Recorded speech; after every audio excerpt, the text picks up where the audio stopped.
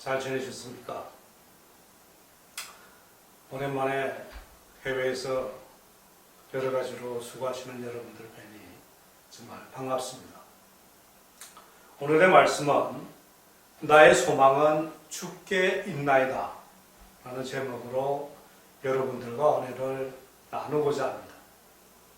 오늘 말씀은 시편 39편 1절에서 7절 말씀입니다. 내가 말하기를 나의 행위를 조심하여 내 혀로 범죄하지 아니하리니 악인이 내 앞에 있을 때에 내가 입에 재갈을 먹이리라 하였도다. 내가 잠잠하여 선한 말도 하지 아니하니 나의 근심이 더 심하도다. 내 마음이 내 속에서 뜨거워서 작은 소리로 읊조릴 때에 불이 붙으니 나의 혀로 말하기를 여호와여 나의 종말과 연한이 언제까지인지 알게 하사 내가 나의 연약함을 알게 하소서. 주께서 나의 날을 한 번 길이가 안 만큼 되게 하시매 나의 일생이 주 앞에는 없는 것 같사오니 사람은 그가 든든히 서 있는 때에도 진실로 모두가 헛사뿐이다. 진실로 각 사람은 그림자같이 다니고 헛된 일로 소란하며 재물을 쌓으나 누가 거둘는지 알지 못하나이다. 주여 이제 내가 무엇을 바라리요? 나의 소망은 주께 있나이다.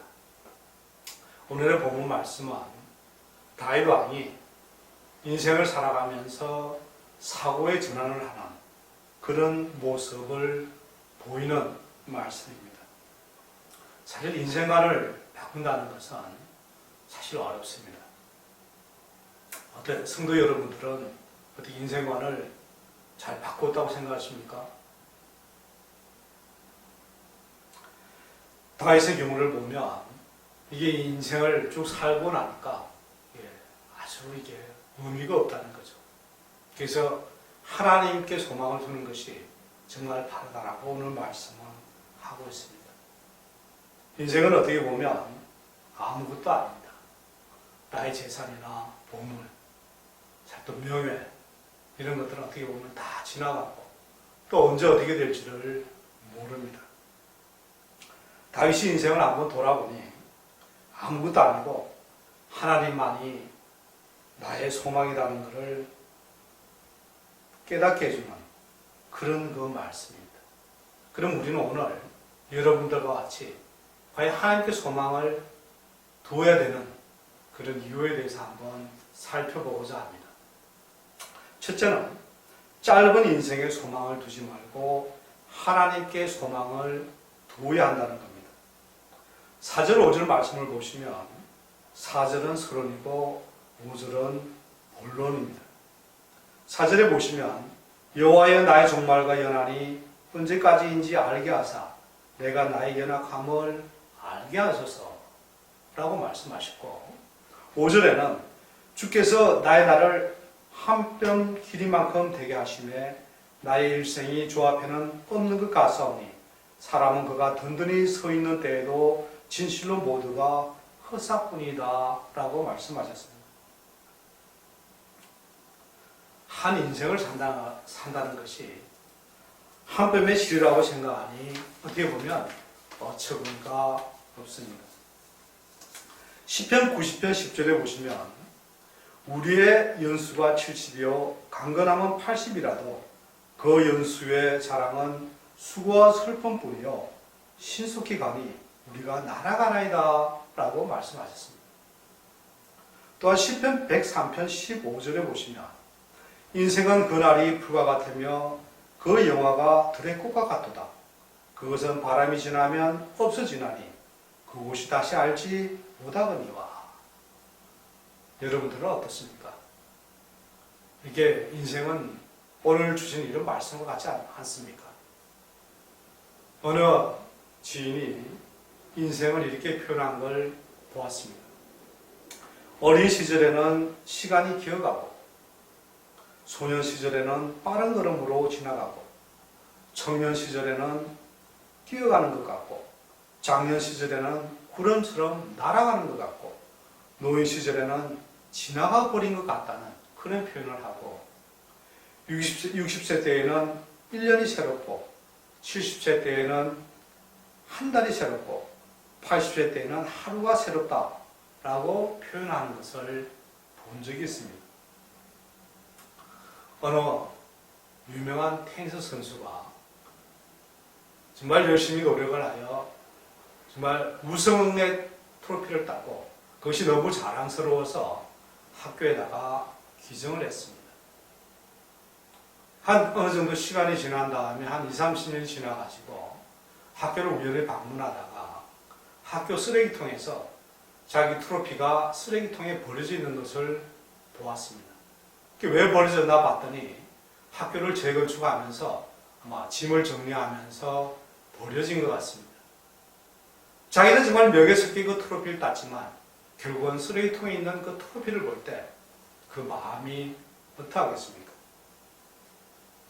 이사야 2장 22절에 보시면 너희는 인생을 의지하지 말라. 그의 호흡은 코에 있나니 수에 칠 가치가 어디 있느냐. 인생은 우리가 살아가면서 기분 전환을 위해서 어떤 사람은 쇼핑도 다니고 또 어떤 사람은 또 게임을 하기도 하고 어떤 사람은 오락을 즐기고 어떤 사람은 여행을 다니기도 하지만 그것이 정말 우리가 인생을 만족해 주고 있을까요?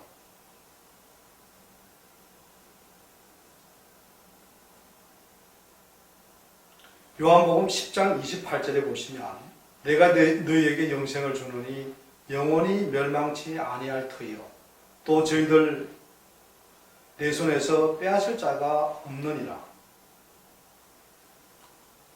정말 우리는 인생을 다 소망을 두어야 되는지 아니면 하나님께 소망을 주어야 되는지 한번 생각을 한번 해봐야 될 것 같습니다.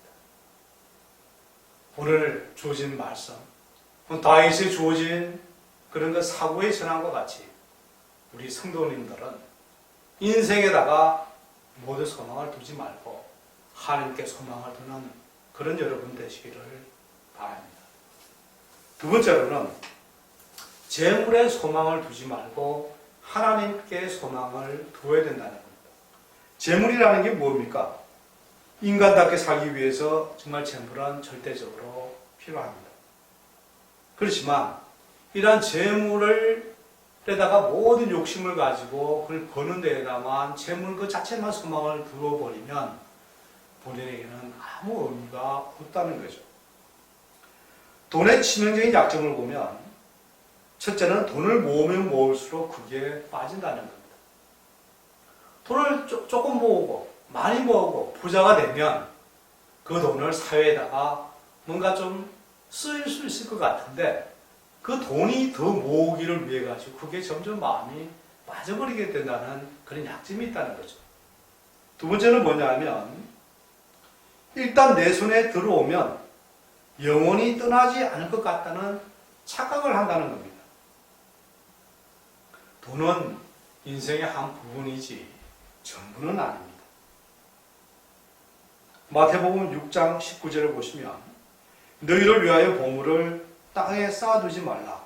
거기는 종과 등록이 해하며 도적이 구멍을 뚫고 도둑질 하나니라. 사랑하는 성도 여러분, 우리는 인생을 어떻게 살고 있습니까? 또 우리는 재산을 관리하면서 또 어떻게 관리를 하고 있습니까? 오늘 이 말씀을 통해서 우리는 다시 한번 생각을 해봐야 될 것 같습니다. 우리는 인생이나 또는 재물에다가 우리의 모든 소망을 두지 말고 하나님께 소망을 두어야 된다는 거죠. 우리는 이 세상을 살다가 나갈 때까지 살다가 떠나야 되는 그런 우리 인생입니다. 그러나 우리는 어떻게 살다 보면 그 인생 자체에다가 모든 승부수를 걸고 또 재물을 쌓는 데다 모든 승부를 걸고 이렇게 되어버려서 나중에 허무하게 되어버린다면 그것이 무슨 의미가 있겠습니까? 우리는 인생을 슬기롭게 살기 위해서는 주님만을 바라보고 주님이 나에게 주신 그 소명이나 사명이 뭔지를 알게 하고 또 그 사명을 위해서 나의 재산이나 나의 인생을 소비하면서 주님께 영광 돌리는 그런 삶을 열심히 살다가 오늘의 현재에 너무 안주하지 마시고 정말 미래에 우리가 영원히 살아가야 되는 미래에 대해서 우리가 어떤 식으로 인생을 살아야 되는가를 다시 한번 생각해 보시고 오늘 다윗이 사고의 전환을 하는 이러한 이 생각과 같이 우리가 인생이나 재물에 소망을 두지 말고 하나님께 소망을 두는 그런 사고를 가지면서 또 우리가 이 세상을 열심히 살아가면서 주님과 더불어서 동행하며 승리하는 삶이 되시기를 주님의 이름으로 축원합니다. 기도하겠습니다. 진정하신 하나님 아버지, 오늘 나의 소망은 주님께 있다는 말씀으로 은혜를 나누었습니다. 짧은 인생의 소망을 두거나 재물의 소망을 두지 말고 오로지 주님께 소망을 두는 인생을 삶으로써 하나님께 영광 돌리는 생활을 통하여 하늘의 보물을 쌓는 저희들 되도록 인도하여 주옵소서. 생각만으로 끝나게 하지 마시고 영적으로 변화가 되는 개개인들이 되도록 역사하여 주옵소서. 여기 이 자리까지 인도해 주시고 항상 주님의 축복 속에서 살아가게 해주신 은혜에 감사드립니다. 사랑이 많으신 예수님 이름으로 기도드려옵나이다. 아멘.